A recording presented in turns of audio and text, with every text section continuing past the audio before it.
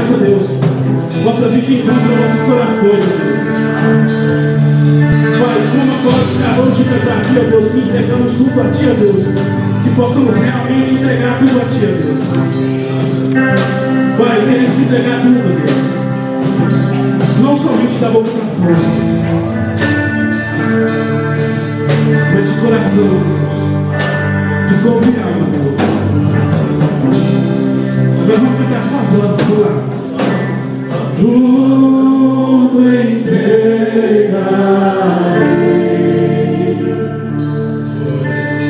tudo entregarei,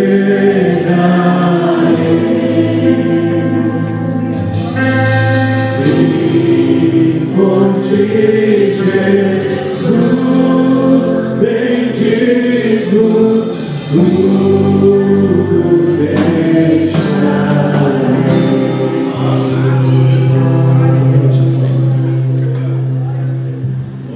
igreja grandiosa, paz do Senhor Jesus, amém?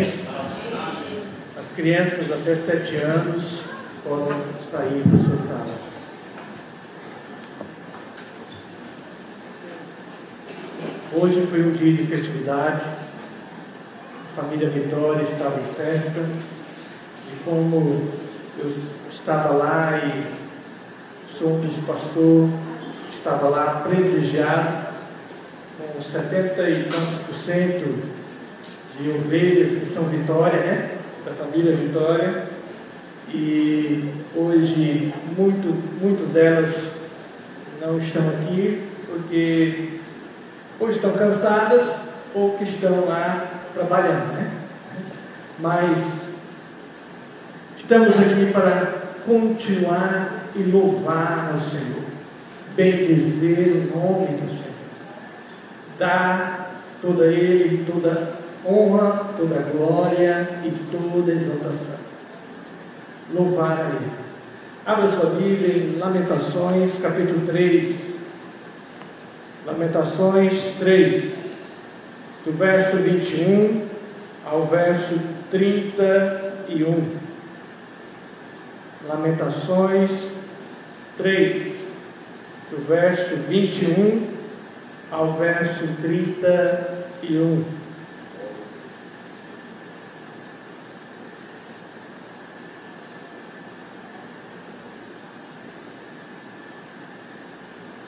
Livro de Lamentações de Jeremias, capítulo 3, versos 21 a 31.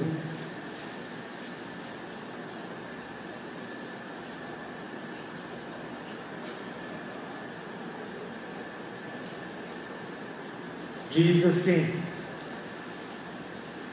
tornou a trazer isto à mente, portanto tenho esperança.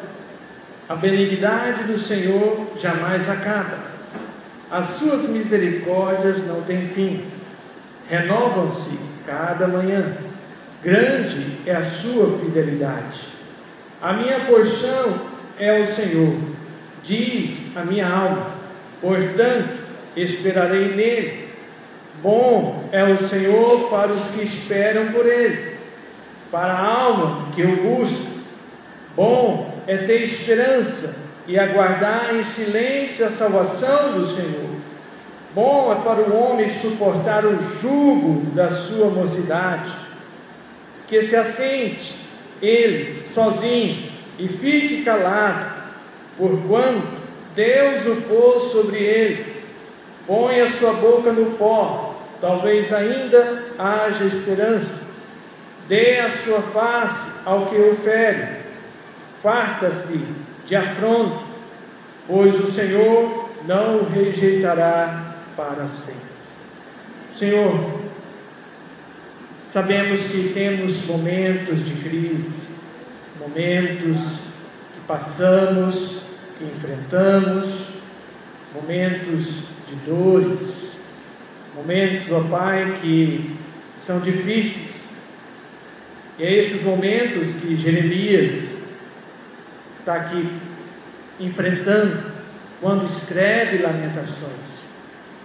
Ele está lamentando, ele está chorando, ele está sentindo a dor, porque ele vê uma nação que ele foi usado por ti para divertir, para ensinar, para chamar a atenção, mas eles não deram ouvido. E eles veem, ó Deus, essa nação sendo destruída, sendo levada cativa. Ele vê o que ficou, ó Deus, ali, como está agora, quando ele escreve esse livro.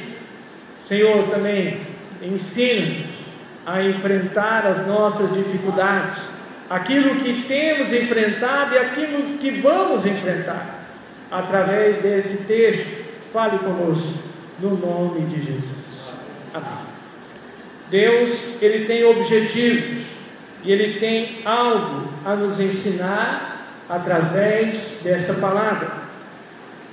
E o tema da mensagem é: em meio à crise, descobrir a esperança.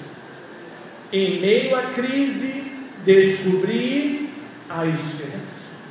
Então, toda crise, nós temos que aprender a descobrir a esperança. Jeremias, no capítulo 3, ele a partir do verso 21, ele começa a olhar um momento de crise com outros olhos.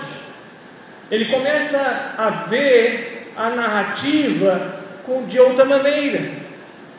Lamentação é lamento. Ele está se lamentando. Ele está colocando o seu lamento diante de Deus. Ele está colocando aquilo que ele sente diante de Deus. O sofrimento é visto por uns como meio de aproximar de Deus, por outros como uma prova de que Deus não existe, principalmente no meio científico.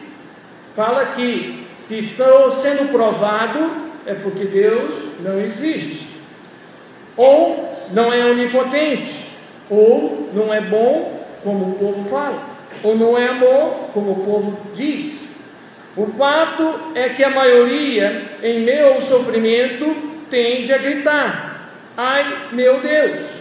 O povo ficou sitiado por mais de 2 anos. A comida havia se tornado tão escassa. Então a história, antes deles se levarem cativos, eles ficaram 2 anos, a Babilônia cercando eles. Então faltou comida, faltou água. Chegou a tal ponto que as mães comeram os seus próprios filhos. Ficou dessa maneira, sem comida. E algumas mães comeram os seus filhos. Até que a Babilônia invadiu. Chegou a um ponto que não teve mais jeito. Eles teve que abrir e se entregar. Se entregaram. Mataram muitas pessoas. Levaram a parte nobre. Eles levaram. Os nobres eles levaram. Deixaram a classe inferior para ficar na cidade, dizendo: esses vão morrer, vamos deixá-los aí. Então levaram os nobres e deixaram, e a classe média também, alguns, e deixaram a classe inferior ficar na cidade. Muitos morreram, tinha muitos mortos pelas ruas. E Jeremias, vendo aquela situação, ele escreve lamentação. Ele está lamentando ver a situação que ele foi usado por Deus para advertir, para chamar a atenção, para exortar, para que isso não acontecesse. Mas ele foi chamado de profeta mentiroso. Ele apanhou, porque não acreditaram nele. Ele foi jogado dentro da cisterna. Ele foi esbofeteado, porque o povo não acreditou nele. Até que o sítio chegou, até que o povo invadiu. Aí eles foram acreditar em Jeremias, mas já era tarde demais. Então, em meio ao sofrimento, aquele povo agora viu que Deus estava falando a verdade. Então, em meio ao sofrimento, um dia a igreja do Senhor vai ver que Deus está falando a verdade. Nós estamos numa situação como aqueles israelitas estavam. Nós estamos tendo mais tempo do que o povo de Israel. Israel teve de 800 até chegando perto de 900. Eles teve pouco tempo, nós estamos tendo mais tempo. E Jesus falou que ele ia voltar. E ainda Jesus não voltou. Jesus falou ali perto do primeiro século que ele ia voltar. Logo no início do primeiro século. E até hoje nós estamos esperando a volta de Jesus. E muitos estão acomodados. Em meio à crise, descobri a esperança. Então, os soldados mataram muitas pessoas, capturaram os mais ricos, inclusive o rei. Queimaram e destruíram a cidade, inclusive o templo do Senhor. Vivendo tudo isto, estava o profeta Jeremias, que pouco após esse evento drástico, escreveu o livro de Lamentações. Neste livro, o profeta recorre ao Pai, e ao fazê-lo, ensina-nos muitas lições sobre o que fazer em meio ao sofrimento. E eu tirei 3 lições. O que devemos fazer em meio à crise? A primeira lição: verifique diante de Deus a sua responsabilidade. E se tiver, confesse a Deus a sua culpa. A primeira coisa que eu faço quando acontece algo na minha vida ou na minha família, eu faço uma reflexão. Será que eu estou errado? Será que eu sou o culpado? Então eu faço uma autoanálise da minha vida. Eu verifico a minha vida se eu não fui o culpado daquilo. Se eu não fui a causa daquilo. Quando eu fali, eu fui a causa da falência. Eu fui a causa. Porque eu estava desobedecendo um chamado pastoral. Eu estava prolongando, estava levando Deus na conversa. Deus me chamou em 88 e eu estava já em 94, eu estava prolongando isso. Eu estava tentando levar Deus com a barriga. Então eu estava prolongando isso. De 88 a 94, eu estava querendo adiantar mais isso. Por fim, Deus falou: não vou dar mais tempo. Eu vou te mostrar que a hora sou eu que faço, o jeito sou eu que dou. Então Deus falou: agora eu vou dar um jeito. Já que você não foi pelo amor, você vai pela dor. Então Deus tem a maneira dele. E é no meio da crise que a gente vai ver Deus agir. E quando eu analisei, eu vi que eu era a causa. Eu que estava errado. E eu tive que enfrentar as consequências do meu erro.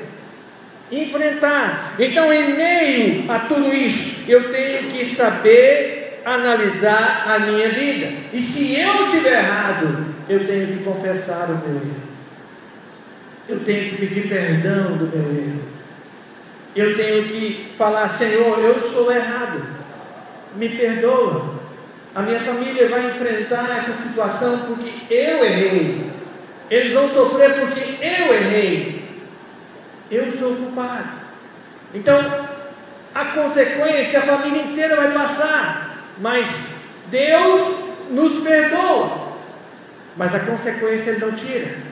Então, a consequência foram 13 anos pagando aquela dívida. 13 anos.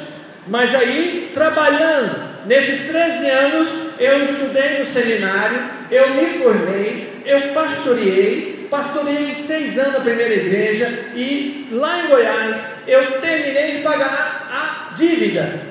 E quando eu terminei de pagar a dívida, eu fiz uma festa. Eu fiz um culto de ação de graça. Então, eu agradeci a Deus, porque 13 anos de jugo, pagando uma dívida, que eu fui a causa. E a minha família sofreu junto comigo. Então, Deus é bom a todo tempo.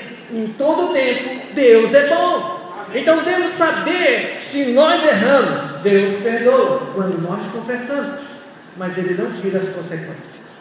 As consequências nós temos que passar, e temos que passar agradecendo a Deus, temos que passar olhando e tendo esperança que uma hora vai terminar, uma hora vai acabar, e sendo fiel a Deus, sendo fiel a Deus. Então, uma vez que o pecado seja a causa do seu sofrimento, confesse sua culpa a Deus, busque o Senhor em oração e confesse o seu erro. Coloque diante de Deus a sua lista oculta de pensamentos, palavras, ações, omissões que desagradaram. Então, irmãos, quando nós pecamos na mente, nós devemos confessar somente a Deus. Pecamos somente diante de Deus.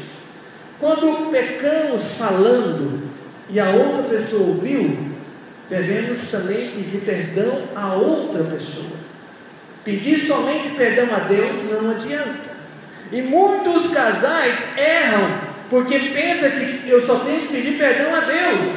Esquece que tem que pedir perdão ao outro também. Eu ofendo o outro e eu acho que eu não tenho que pedir perdão ao outro. Eu tenho que pedir perdão ao outro. A Bíblia diz: não se põe o sol sobre a vossa ira. E eu estou dormindo com raiva do meu cônjuge. E dormir com raiva do meu cônjuge é descumprir uma ordem de Deus, é descumprir um mandamento recíproco. E descumprindo o mandamento recíproco, eu estou dando permissão para o inimigo agir na minha casa. E ele vai agir, porque quando eu dou permissão, ele não precisa pedir permissão a Deus. Eu já dei a permissão. Eu já dei a permissão quando eu estou com raiva do meu cônjuge e eu fico ali com meio orgulhoso, porque quando eu não quero pedir perdão, é orgulho. Eu não quero quebrar o meu orgulho. Eu não quero dizer que eu sou inferior a ele ou a ela. Então eu não quero quebrar o meu orgulho, eu não vou até ele ou ela para pedir perdão. Eu era orgulhoso, eu era difícil de pedir perdão. Mas Deus foi quebrantando o meu coração, que hoje eu peço perdão até a igreja, e de público. Se eu sou errado, eu peço perdão. Eu não tenho dificuldade a pedir perdão para qualquer pessoa, se eu sou errado. Se eu errei, eu peço perdão. Agora, se eu não errei, eu falo, eu não errei. Às vezes, do jeito que eu falei, a pessoa não entendeu. Eu peço perdão, às vezes, pelo jeito que eu falei, mas as palavras que eu falei, eu não tiro. Às vezes, do jeito que eu falei, a pessoa fica magoada. Então, eu falo, do jeito que eu falei, eu te peço perdão. Mas as palavras que eu falei, essas eu não tiro, porque essas você merecia. Então, Deus, Ele quer que nós aprendamos a lidar no momento de crise, a lidar nos momentos de dor, a olhar para este momento e ter esperança. Ter esperança. A segunda lição que eu tiro desse texto: sofra diante de Deus. Sofra diante de Deus. Muitas pessoas falam que o cristão não deve reclamar do sofrimento. No entanto, ao ler o livro de Lamentações, vemos o profeta sofrendo diante de Deus. Qual a diferença entre reclamar e sofrer diante de Deus? Lamentar, Jeremias está lamentando, está sofrendo. Qual a diferença de lamentar e reclamar? É a mesma coisa. Jeremias está lamentando o que aconteceu com a nação de Israel. Deus sabe o que está no nosso interior. Deus sabe como está a nossa vida, como nós estamos sentindo. Deus entende que é difícil para um pai perder um filho. Deus, Ele compreende que esse momento é de dor. Esse momento é um momento que vai ser curado por Ele de pouco em pouco. não é da noite para o dia. Então, quando nós lamentamos, Deus compreende, Ele vai curando devagarzinho, devagarzinho. É momento a momento. Então, Jeremias, ele foi curado aos poucos. E nós vamos, quem conhece a história de Jeremias nem foi curado totalmente, porque ele desobedece uma ordem de Deus. Deus mandou ele ficar ali em Israel, e ele vai com um grupo para o Egito, e ali no Egito ele morre. Deus falou para ele não ir, e ele foi. Ele tinha que ficar, e ele não ficou. Então, Deus é Deus em todo o tempo. O povo de Israel não ouviu a palavra de Deus. A música que o irmão Naim cantou, eu acho interessante a letra. Quase crente. E quando ele cantou desde a primeira vez, eu fiquei meditando na letra. Quase crente. E interessante é que às vezes nós brincamos de ser crente e achamos que Deus vai aceitar a nossa vida de qualquer jeito, de qualquer maneira.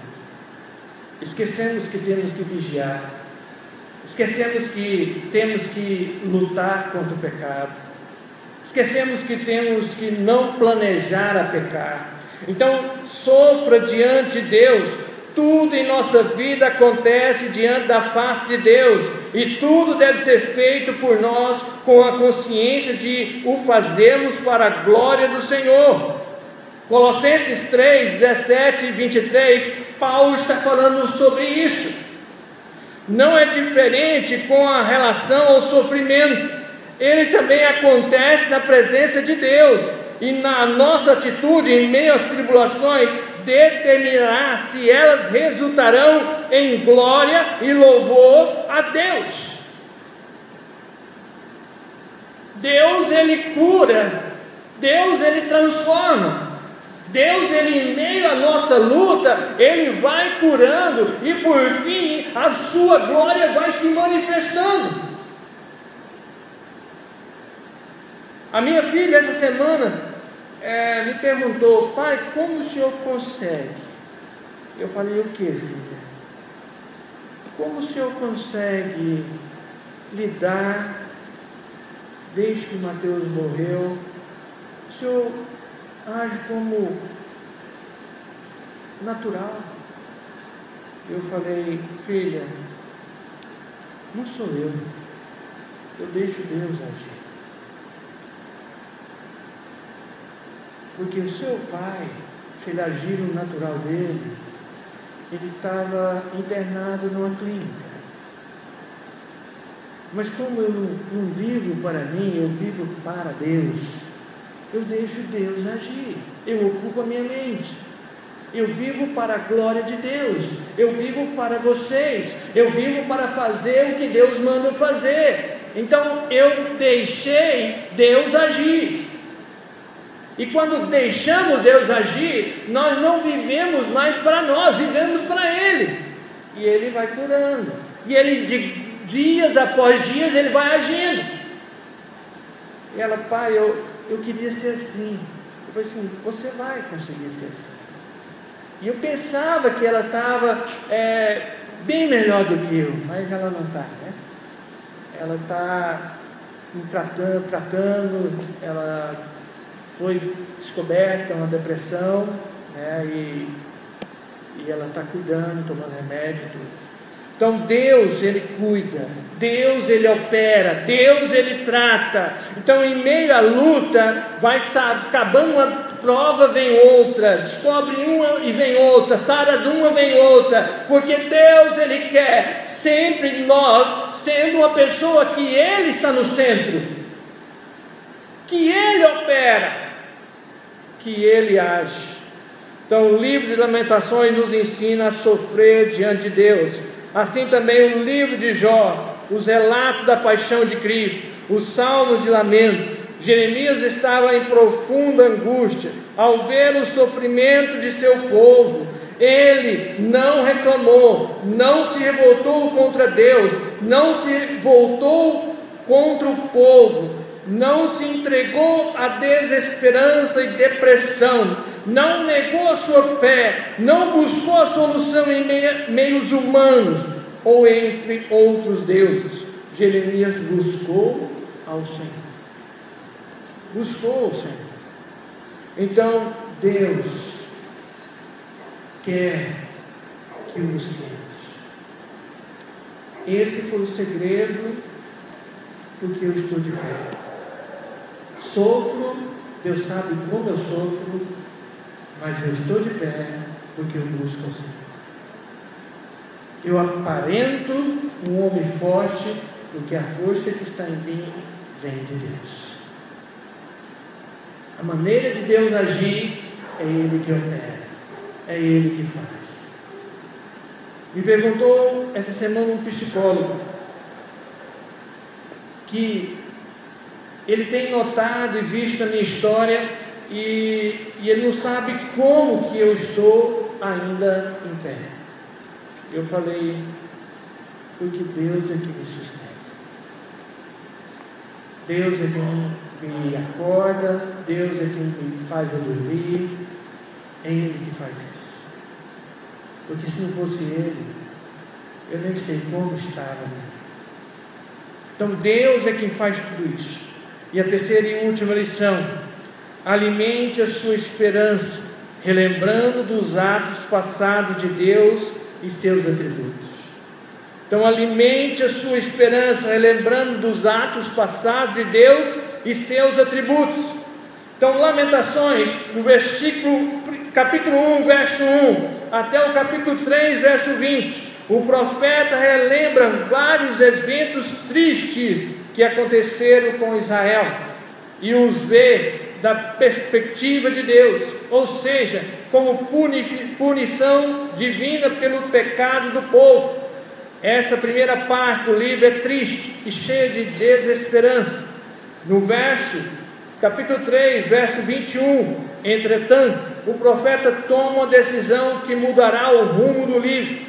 Ele diz: quero trazer à memória o que me pode dar esperança. Até aqui a situação externa do profeta não havia mudado. O povo continuava no exílio, a cidade continuava queimada e provavelmente ainda havia corpos pelas ruas. Jeremias, porém, decidiu não manter seu foco apenas na tragédia e angústia, mas procurar também o amor de Deus, mesmo em meio a tantos sofrimentos.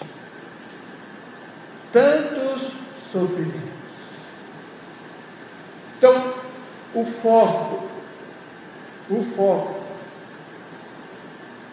em meio ao sofrimento. O sofrimento não vai mudar.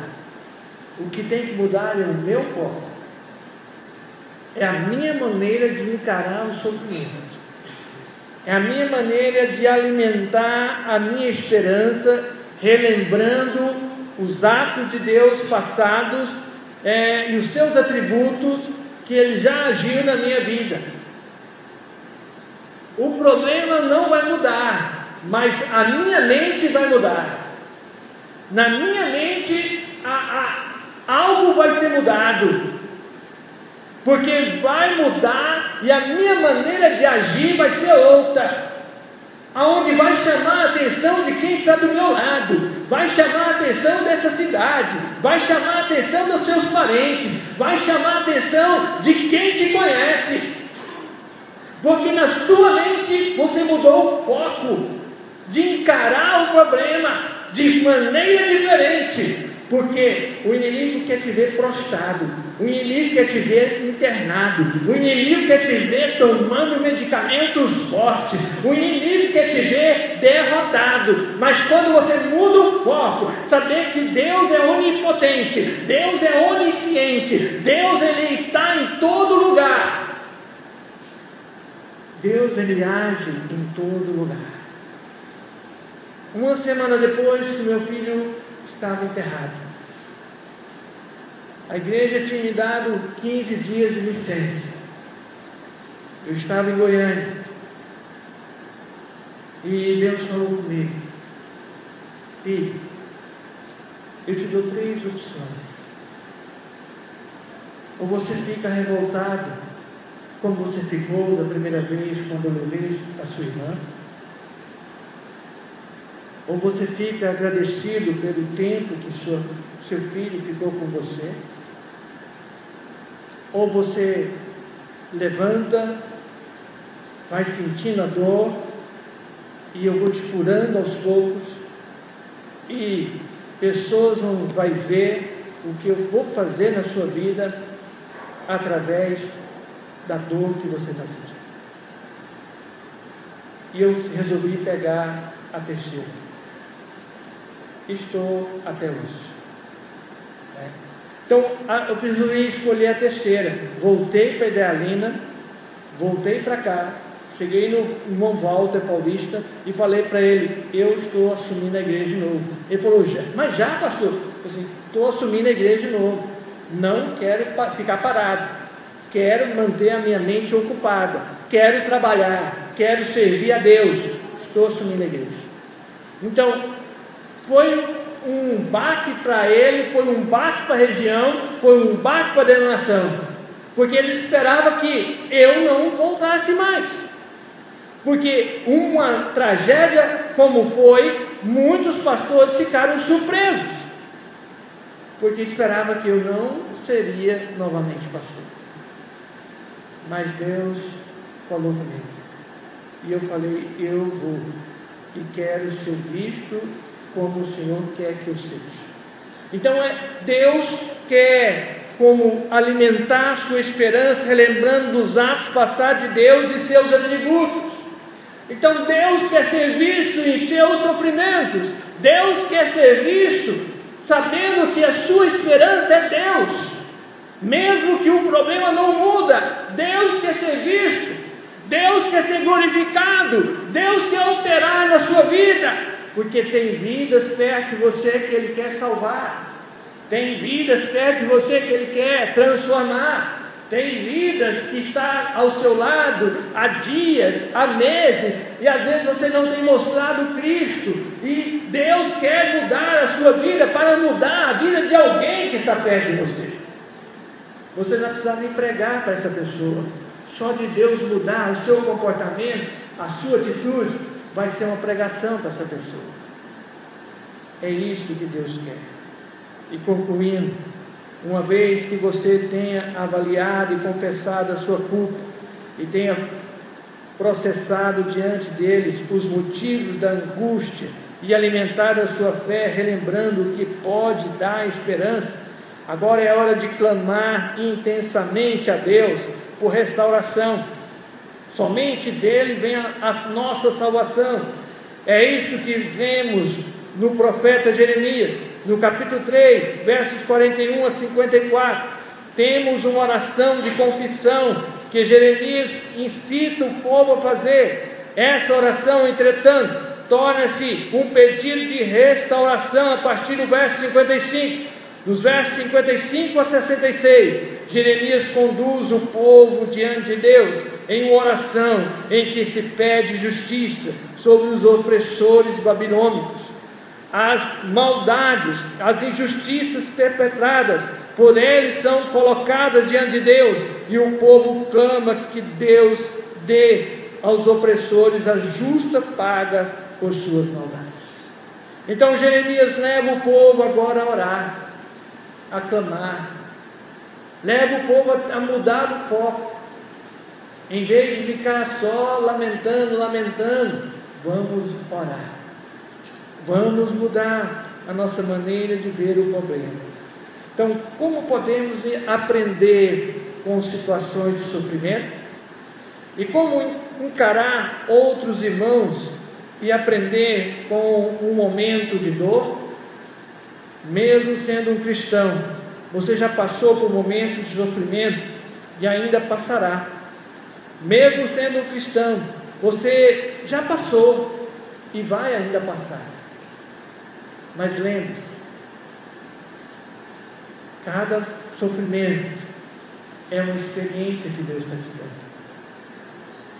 Porque se você passar em Cristo e ser vencedor, outro irmão vai passar um dia e você vai ter experiência e vai ensinar aquele outro irmão. Vai ensinar. Então, Deus usa as provações para o bem de seus filhos. Ele quer que você passe pela aflição de tal forma que o resultado ao final seja o seu aperfeiçoamento. Tiago 1, 2 e 4. 2 Coríntios 2, 12, 7 a 10. 1 Pedro 1, 6 e 7. É nesse sentido que você deve meditar e lutar para aplicar tudo o que vimos nessa palavra de hoje à noite, nessa mensagem. Deus quer te usar. Não é em vão o que você está passando ou o que você vai passar. Tem pessoas olhando para o seu casamento, tem pessoas olhando para como você trabalha, o seu relacionamento com o seu patrão, com o seu empregado. Tem pessoas te observando e Deus quer te usar. Seu relacionamento com o seu pai, com a sua mãe. Seus filhos estão olhando para você, como você trata a sua esposa, como você trata o seu marido. O futuro dos seus filhos como pais e mães é o futuro, é o presente que você trata eles hoje. Como você trata eles hoje, eles vão tratar a esposa no futuro, o marido no futuro, os filhos no futuro. Seja exemplo, seja homem, mulher de Deus, seja filho de Deus. Vamos enfrentar os problemas sabendo que em meio à crise devemos descobrir a esperança. Devemos descobrir que Deus está conosco. Curva sua cabeça e olha ao Senhor.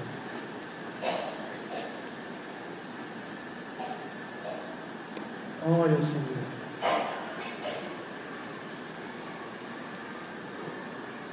Estamos enfrentando uma crise na sociedade, porque os pilares da sociedade estão em crise.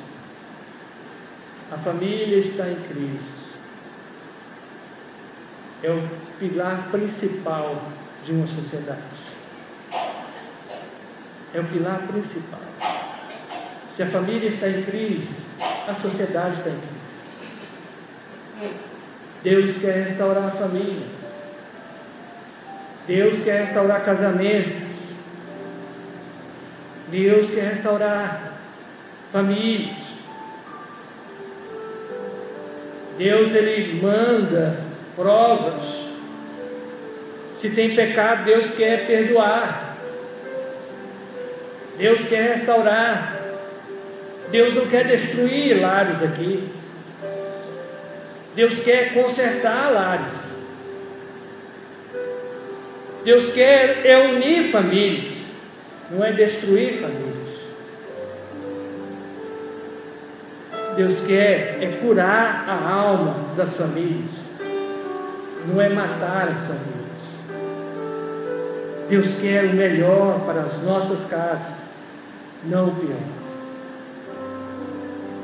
Mas como está a sua casa em meio às crises? Como está a sua família em meio a todos os problemas que ela tem passado, ela tem enfrentado? Você tem visto Deus agir? Você tem visto Deus operar? Você quer a ajuda de Deus para a sua casa, para o seu casamento, para a sua vida? Se você quer, fique em pé. Eu quero orar com você. Há alguém? que quer a ajuda de Deus? Amém. Amém. Se você quer a ajuda de Deus, fique em pé. Ao ficar em pé, você está dizendo: Pai, eu quero a sua ajuda, porque eu creio que ainda há esperança. Ainda há esperança para o meu casamento, ainda há esperança para a minha vida, ainda há esperança, Deus, para o Senhor restaurar a minha vida, o meu relacionamento com a minha família, com o meu marido, com a minha esposa. Ainda há esperança.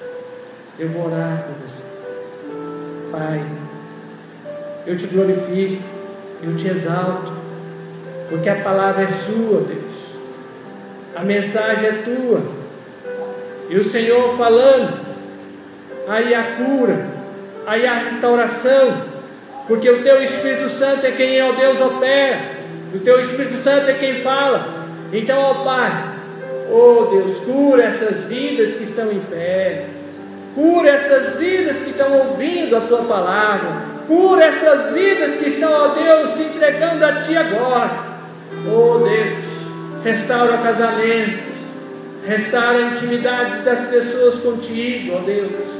Restaura, ó Pai, esteja, ó Deus, restaurando lares, esteja, Deus, restaurando comunhão de pessoas contigo, esteja restaurando pessoas de esposa com esposo, de, ó Pai, de pai com filhos, de irmãos com irmãos. Restaura, que, ó Deus, que haja, ó Deus, esperança em meio às crises familiares, crises financeiras, ó Pai, crises espirituais.